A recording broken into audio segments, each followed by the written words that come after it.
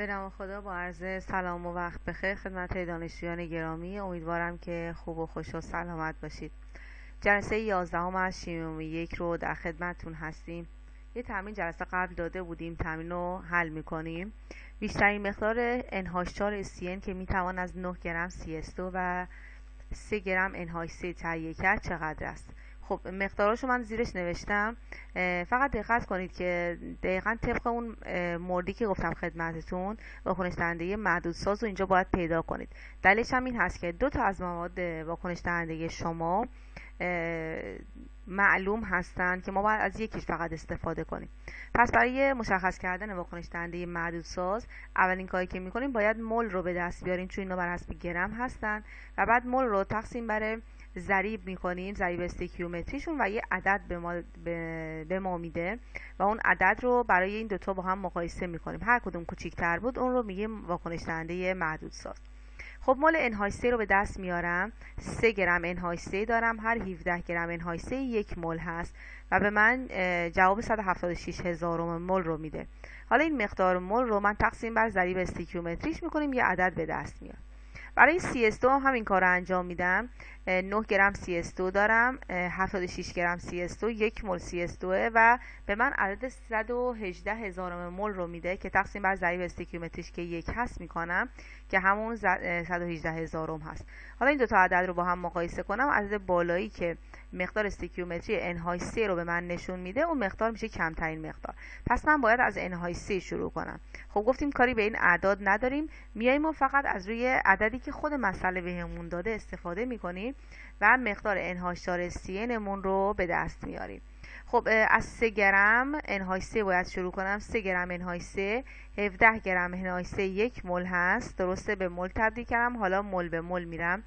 2 مول NH3 1 مول NH4 SCN، 1 مول NH4 SCN هم که 79 گرم از اون ماده است و به این طریق من میتونم گرم NH4 SCN هم رو به دست بیارم.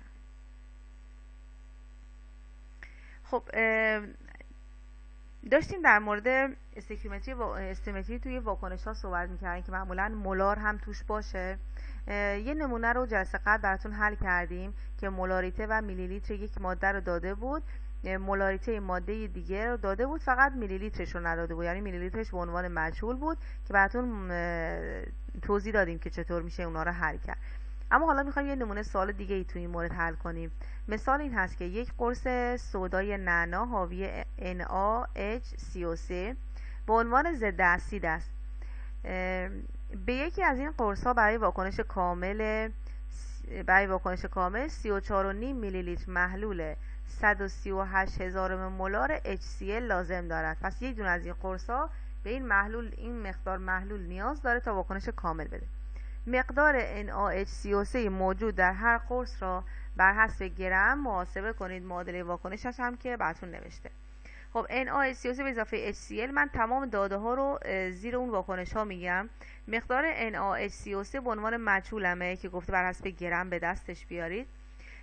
از HCl هم 2 تا داده بهم داده، 138 هزارم مولار و 34.5 میلی لیتر رو بهم داده. خب من برای که شروع کنم اول میگم مجهولم چی هست، گرم NaHCO3 که باید به دست بیارم.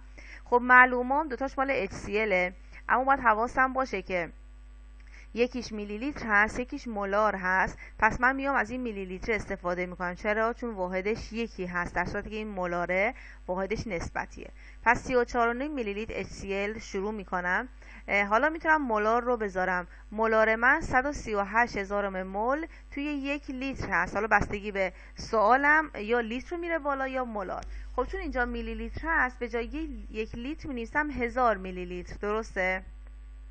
پس میگم توی 1000 میلی لیتر HCl هم میخوام با این حذف بشه. 138 هزارم مول HCl هست. خب به مول رسیدیم. الان باید مول به مول کنیم، درسته؟ و اگه دقت کنید واکنش خودش موازنه شده است. نگاه اینجا CO2 اکسیژن هم خودش 3 تا، هیدروژن هم 2 تا، Na و Cl هم که یکی خودش موازنه شده است. خب مول به مول میشه 1 به 1، میشه 1 مول HCl 1 مول NaHCO3. خب مول NaHCO3 که اساسی که من گرمش رو میخوام، حالا 1 مول از این ماده 84 گرم وزن داره، بنابراین مقدار مادتون که به عنوان مجهول بود به دست میاد اینجا.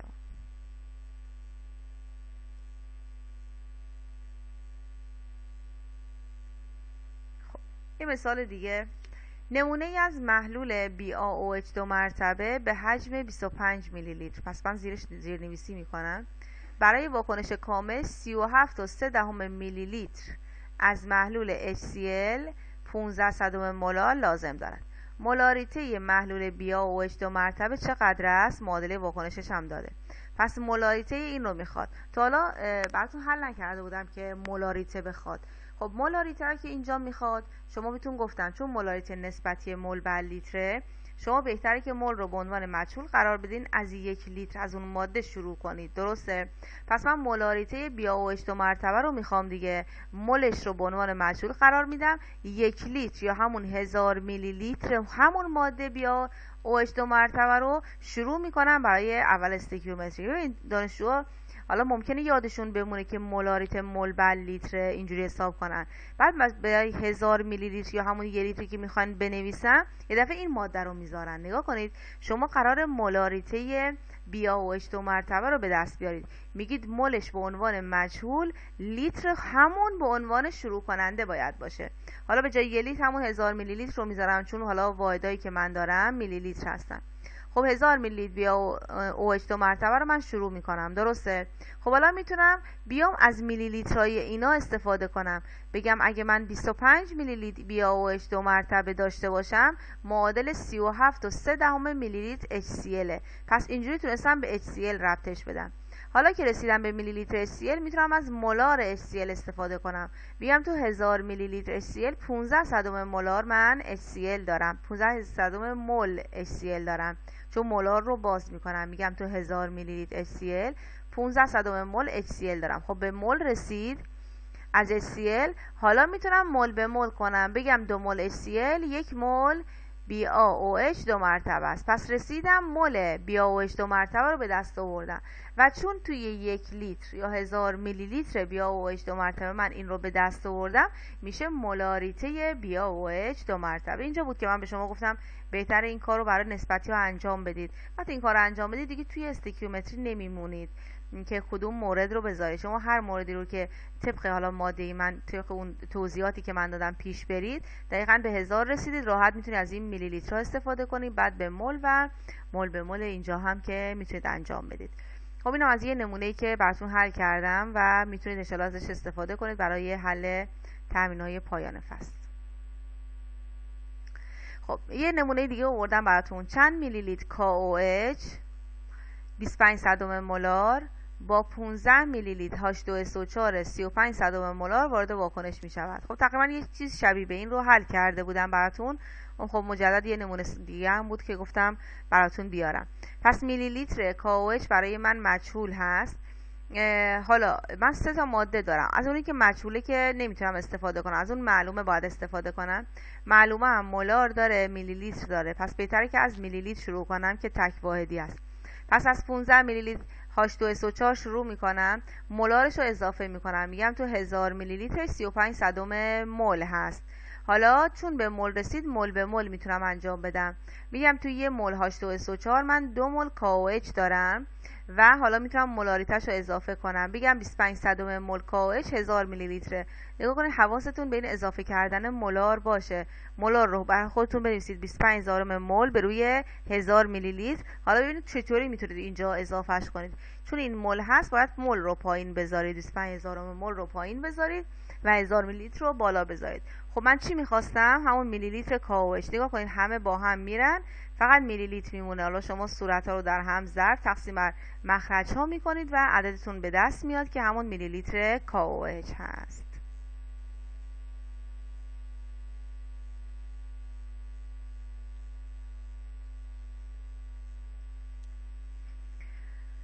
خب یه مثال دیگه هم برای مولار زدم. البته من اینا رو برای تمرین گذاشته بودم براتون، اونایی که میبینید یک ذره تکراریان، که شما به عنوان تمرین حل کنید. من بعدش براتون توضیح بدم، اون گفتم خب فایده نداره بخوام دوباره جلسه رو طولانی کنم، بذارم برای جلسه آینده و فصل 5 شروع کنم.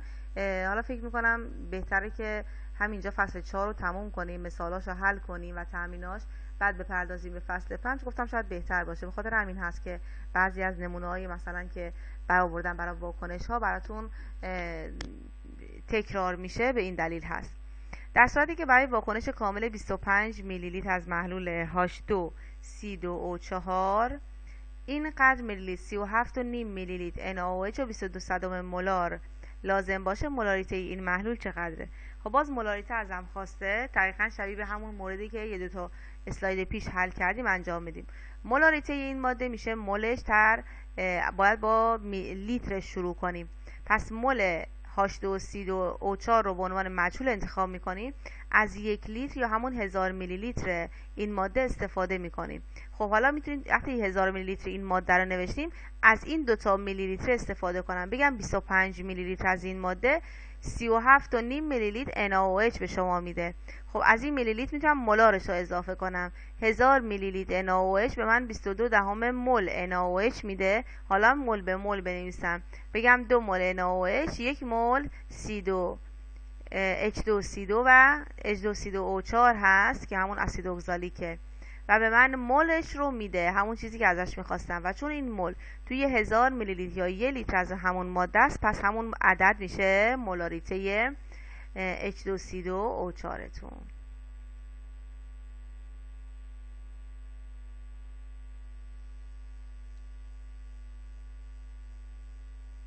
خب فکر کنم دیگه این مورد آخری باشه که توی این قسمت اصلا. ببینیم چند تا مورد من مثال زدم براتون. از افزودن HCPO4 به 125 میلی لیتر از محلول BaCl2 3.26 گرم از این ماده به دست میاد. مولاریته محلول BaCl2 چقدره؟ خب مولاریته رو خواسته در صورتی که اینجا به شما گرم داده. مولاریته میشه مول BaCl2 از 1 لیتر از اون ماده یا 1000 میلی لیتر BaCl2 شروع میکنید. خب میتونید بگید، نگاه کنید اونجایی که ما مولاریته رو به دست می آوردیم میلی لیتر بود، اصلا مهم نیست، اینجا میلی لیتر گرم هست، درسته؟ پس شما همون روشی که گفتیم برای مولاریته به دست میارید، 1000 میلی لیتر از همون ماده‌ای که مولاریته‌اش نداره رو میذارید. حالا میگید 125 میلی لیتر از همون ماده معادل 3.26 گرم از این ماده است. پس به جایی که میلی لیتر بذارید، اینجا میلی لیتر این ماده رو معادل 3.26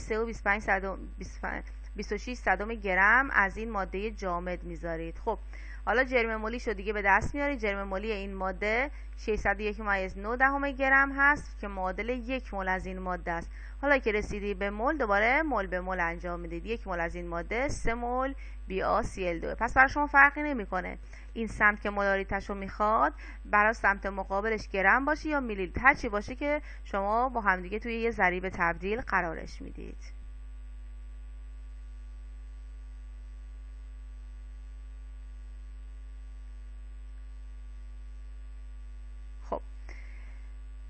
این مثال هم آوردم براتون که گاهی اوقات به شما واکنش رو نمیدن و مجبور هستید خودتون واکنش رو بنویسید. این مثال رو به این دلیل آوردم. از افزودن فلز آهن به محلولی از نیترات نقره، آهن 2 به محلول وارد شده و نقره رسوب می‌کند. خب طبق همین شما با واکنشش رو بنویسید. گفته فلز آهن که میشه Fe، نیترات نقره هم که میشه AgNO3. گفته آهن 2 به محلول اضافه میشه. وقتی میگه به محلول اضافه میشه یعنی Fe دوباره مثبت دیگه. خب ما آنیونی نداریم به جز NO3، پس میگیم FeNO3 2 مرتبه به عنوان محصولمون هست. نقره هم رسوب میکنه، یعنی آجی تنها یا آجی به صورت حالا فلز رسوب میکنه. خب ما طبق حالا داده‌ای که بهمون دادن اومدیم و واکنش رو نوشتیم. پس بعضی اوقات ممکنه واکنش رو به شما ندن، حالا یه مثل همین دقیقاً براتون بنویسن چه موادی هست که شما بنویسید. و توی سوختن هم که نمیگن مسئولتون چی است، که خودتون باید هم واکنش دهنده و هم محصولات رو بدونید که راهنمایی کنن بنویسید. فقط به شما ماده واکنش دهنده رو میگن دیگه، شما خودتون محصولات رو باید بلد باشید. برای حذف کامل نقره از 2 لیتر محلول 65 مولار AgNO3 چند گرم آهن مورد نیاز است؟ پس گرم آهن میشه به عنوان مجهول شما و AgNO3 تون هم که گفته 2 لیتر 65 مولار هست. خب شما واکنش رو می‌نویسید، موازنه هم انجام میدید، میایید و میگید گرم Fe تون چند هست. خب میتونید از 2 لیتر شروع کنید، میتونید از 65 مولار، اما چون مولار شما مول بر لیتر و نسبتی است بهتره که از 2 لیتر شروع کنید. 2 لیتر AgNO3 توی هر لیتری 65 صدم مول است. ببینید دیگه اینجا لیتر نوشتی، 1000 میلی لیتر ننوشتی. چرا؟ چون خودش اینجا لیتر داره. اگه اینجا میلی لیتر شما 1000 میلی لیتر میگفتید اینقدر مول داره، که فرقی بالا شما نمیکرد تو اصل مسئله، فقط باید با هم دیگه حذف بشن دیگه. به این دلیل پس میگه توی 1 لیتر AgNO3 65 صدم مول AgNO3 هست. خب حالا که رسید به مول میتونید مول به مول رو انجام بدید. 2 مول AgNO3 1 مول Fe هست. 1 مول Fe هم که 55.8 گرم Fe یا همون 56 هست. حالا ما به شما میگیم که چند بگه، یا جدول تناوبی رو در اختیارتون قرار میدیم. شما دقیقاً از روی جدول تناوبی میاد جرم مولی ها رو میخوید. حتما بلد باشید جرم مولی کجاست، نه که عدد اتمی رو جاش بنویسید. چون من معمولا این کارو انجام میدم برای بچه‌ها، نمیام بنویسم Fe 56 که سریع شما به دست بیارید. من جدول در اختیارتون قرار دادم، کلا جدول تناوبی رو بهتون میدم. وقتی جدول تناوبی رو بهتون دادم دیگه شما خودتون از روی جدول تناوبی برای Fe میخونید. بعضی اوقات حالا میبینم دانشجو اشتباه میکنن، مثلا عدد اتمی رو جای جرم مولی میذارن. پس دقت کنید که تو این مورد رو اشتباه نکنید. خب اینجا گرم Fe مون به دست میاد.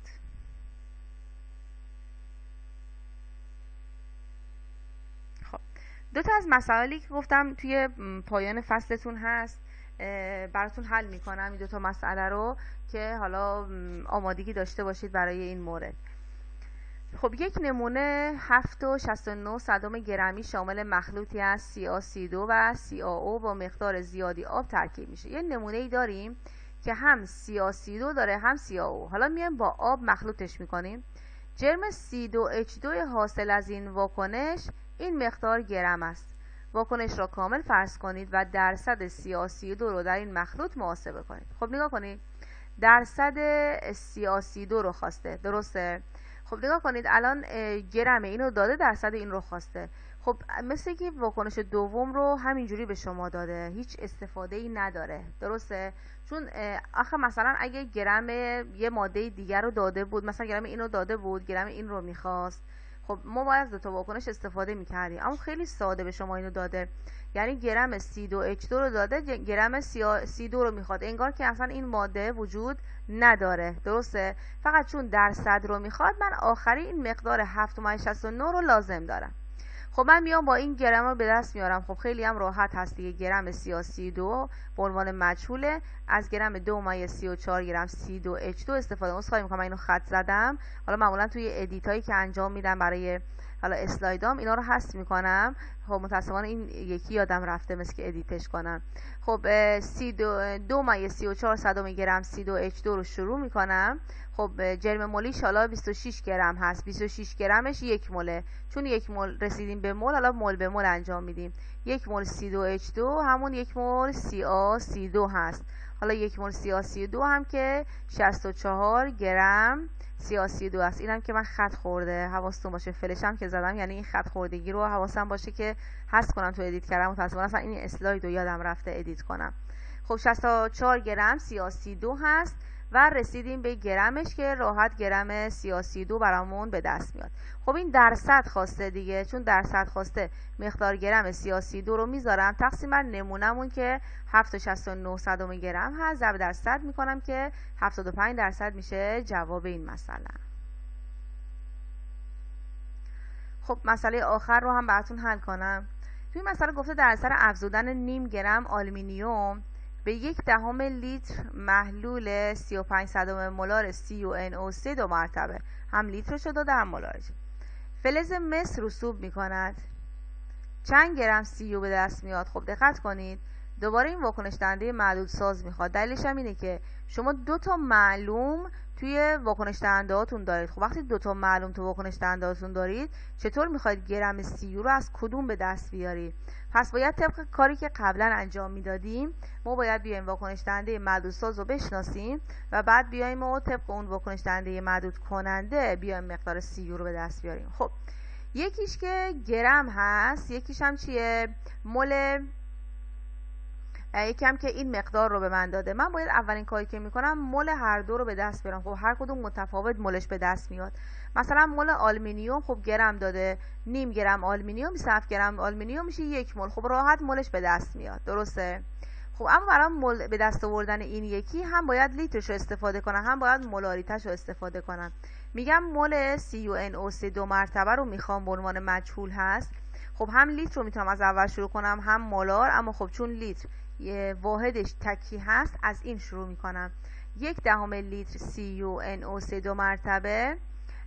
خب حالا میتونم از مولارش استفاده کنم. توی 1 لیترش 35 صدم مول وجود داره. خب راحت مولش به دست میاد. پس اینجوری نیست که همیشه به شما دوتاشو گرم بدن یا دوتاشو مثلا مول بدن. هر کدوم و هر اطلاعاتی ازش دادن شما باید اولین کاری که میکنید بیاید مولش رو به دست بیارید. درسته؟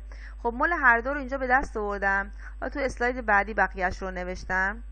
خب برای آلومینیوم مولی که به دست آوردم و تقسیم از ضریب استیکیومتریش میکنم که 2 هست توی معادله. خب یه عدد به دست میاد. برای CuNO3 2 مرتبه هم همین کار رو انجام میدم. مولی که به دست آوردم تقسیم از ضریب استیکیومتریش میکنم که توی معادله ضریب استیکیومتری 3 هست. حالا اگه اینجا دقت بفرمایید ضریب‌ها 2 و 3 هستن. خب عدد به دست میاد. این عدد کوچیک‌تر هست، بنابراین من از آلومینیوم باید شروع کنم و گرم CU رو به دست بیارم. درسته؟ خب نگاه کنید، شما میتونید از مول آلومینیوم که توی قبلی به دست اومد، یه لحظه من قبلی رو هم در بیارم. من گفتم این عدده به دردتون نمیخوره، عددی آخری. اما نگاه کنید اینجا شما میتونید از نیم گرم آلومینیوم شروع کنید و برسید به گرم این. اما اینجا شما خودتون مول آلومینیوم هم به دست آوردید دیگه، یعنی یک قدم از راه رو رفتید دیگه. میتونید از این مول آلومینیوم استفاده کنید. اونی که من گفتم میتونید استفاده کنید ضریب استیکیومتری است. یعنی زمانی که مول رو تقسیم بر ضریب استیکیومتری کردید یه عددی به دست اومد، نمیتونید دیگه از اون عدد استفاده کنید. اون عدد عددی نیست، فقط اون مقدار استیکیومتری رو به شما نشون داده. اما اینجا راحت میتونید، چون گرم به مول تبدیل شده، راحت میتونید از مول آلومینیوم استفاده کنید و ادامه بدید. حالا من برای بچه‌ها میگم برای اشتباه نکنید، مثلا یه دفعه به جای این بیاید اون عدد رو استفاده کنید، بهتره که از همون نیم گرم شروع کنید. حالا باز هر جور که خودتون سلام میدونید میتونید عمل کنید. خب حالا من این مسئله رو به خاطر این از این مول رفتم که حالا شما نگید مثلا تو حل المسائل به عنوان مثال از مول رفته چرا به ما گفتید استفاده نکنید. من این عدد رو گفتم استفاده نکنید، وگرنه مول رو راحت میتونید استفاده کنید. خب مول آلومینیوم رو نوشتم. حالا میتونم از مول به مول استفاده کنم. 2 مول آلومینیوم 3 مول CU هست. 1 مول CU هم 63.5 گرم CU هست و مقدار CU تون به دست میاد. پس این سوالی که حل کردیم بعد حواستون باشه و واکنش دهنده محدودساز رو حتما اول به دست بیارید و بعد بیایید واکنش رو طبق اون ماده محدود کننده به دست بیارید. خب من سعی کردم مسائلی رو حل کنم که حالا توی پایان فصل دیگه مشکل نداشته باشید. تو فصل 4 سعی کنید، من این فصل 4 رو تموم کردم توی 3 جلسه. شما هم بهتر که حالا متن کتابم بخونید و مهمتر از اون سوالای پایان فصل هم سعی کنید حل کنید. خیلی شبیه به هم داره، یعنی انواع مختلفی که ما توی این فصل توضیح دادیم زیادش توی حالا اون قسمت هست. برای که حالا دستتون پرتر بشه و توی امتحان سریعتر بتونید به سوالات من جواب بدید، بهتر که اون سوالات رو هم حل کنید. موفق و مؤید باشید تا جلسه آینده. خدا نگهدارتون.